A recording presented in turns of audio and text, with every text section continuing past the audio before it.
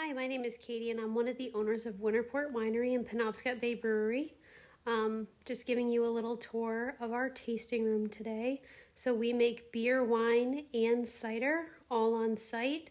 We have about 10 different kinds of beer, 14 different varieties of wine, and 4 different ciders. Today, for the talent show, I'm going to be taking you through our beer making process and our wine making process. The first step in the beer making process is to weigh out all the ingredients. Then we get the water up to strike temperature and then transfer it over to the lauter tun to start the mash. Then we're mashing in the grain until it's oatmeal consistency.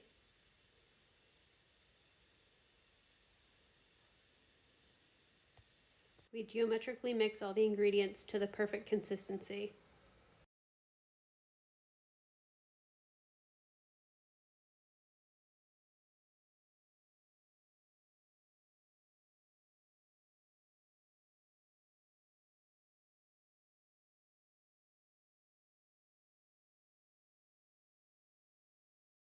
After everything is mixed, we let it sit for 90 minutes to create our wort.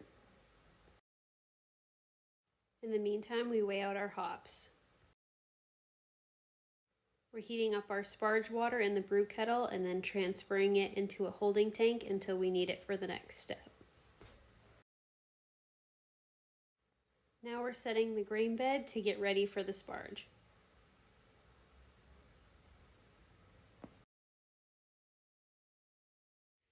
Now we're starting our sparge, where we are rinsing the grain to get all the sugars out of the mash and into the wort.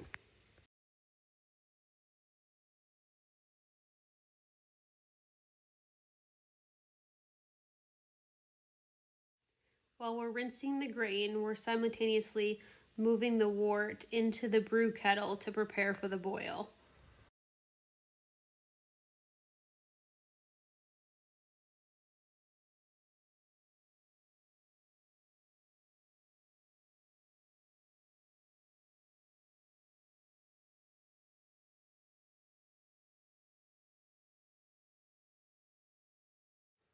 Once our wort has been brought to a boil, we add our first addition of hops. The early hop additions affect the bitterness, and the later hop additions affect the flavor and aroma. Once we complete the boil, we whirlpool to move any residual sediment to the center of the brew kettle.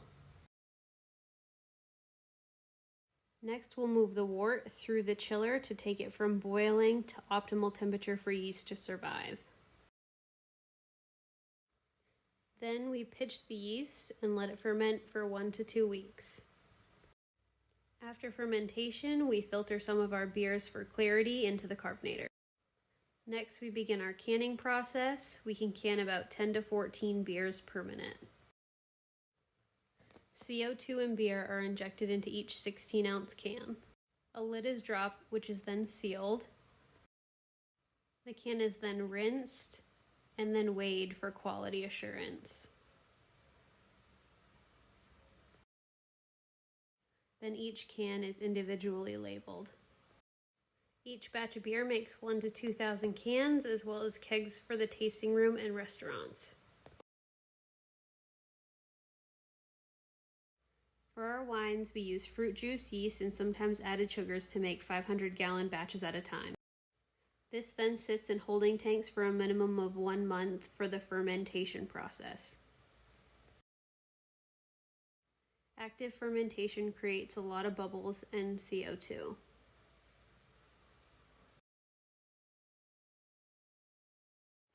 Once the fermentation is complete, then we test the wine for pH, Brix, and alcohol content.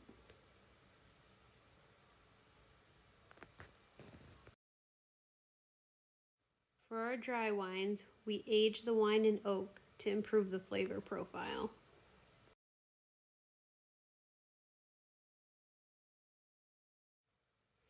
Each wine is filtered and UV'd 3 times and then transferred into the tank for filling. To start the bottling process, each bottle is sanitized and rinsed. Here we are filling bottles of our sparkling wine with the Zeitz filler. Our sparkling wines require special stoppers and wires. Then we add the hood. Then our bottles are wiped down and packaged.